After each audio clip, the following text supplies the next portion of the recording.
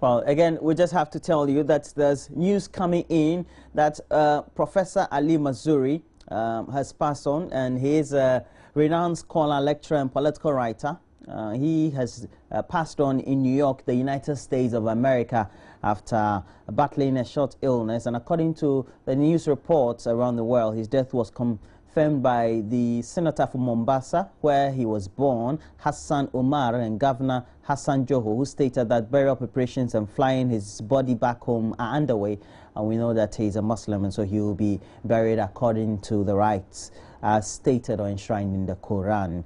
And he was born on February 24, 1933 in Mombasa, Kenya, and was an Albert Schweitzer Professor in Humanities and the Director of the Institute of Global Cultural Studies at Binghamton University in New York. Okay, so that's the news we're having. Again, we'll give you a rundown of it as to what really is happening currently before we wind up for a close on this very program. Now, today is the U.S.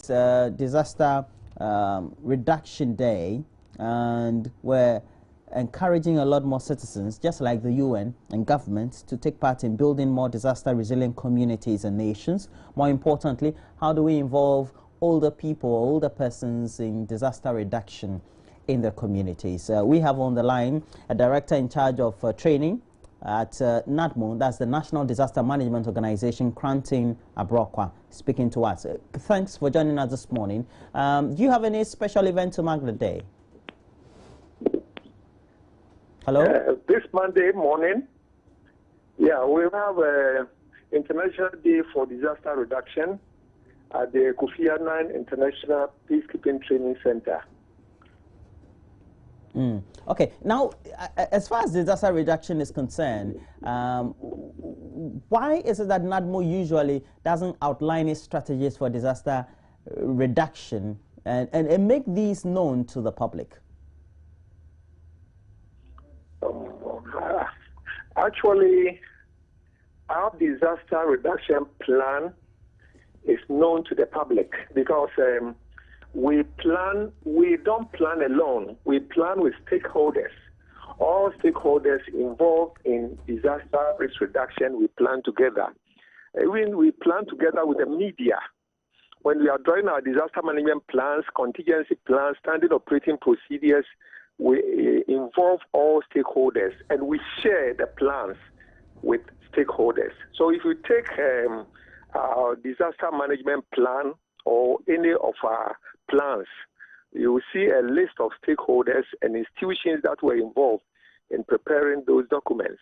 And thereafter, we circulate the documents to the public. So our documents are within the public domain. Then how come that when there are disasters like, let's say, floods, and especially when there are rains, and communities are actually in a limbo as to what precautionary measures to take? Yes, some of these are actually attitudinal. And then, yes, and also sometimes too, ignorance is also come to play. It also comes to play. When there is a disaster or there is a hazard that can loom into a disaster, everyone actually knows exactly what to do. In fact, inherently, it is innate within every human not to want to fall into disaster. But sometimes we make ourselves vulnerable by the way we behave, by the way we look at issues, and so on. For example, when it comes to the northern floods, before the onset of the floods, there is a massive public education along the banks of the rivers and the major vulnerable areas. But you see, people farm on those lands. They think their ancestors have lived there, and for that matter, they will not evacuate. So it comes, and then people are in trouble. So sometimes these are attitudinal, not due to the fact that our message are not going down to earth.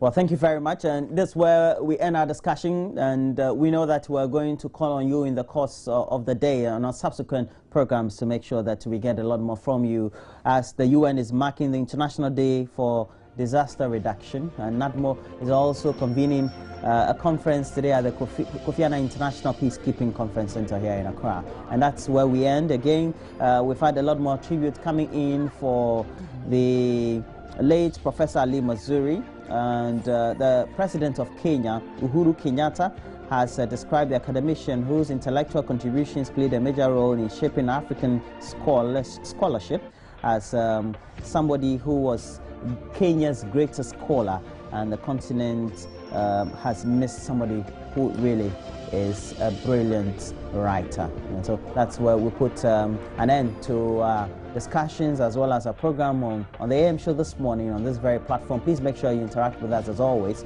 Bye-bye. Join us same time tomorrow.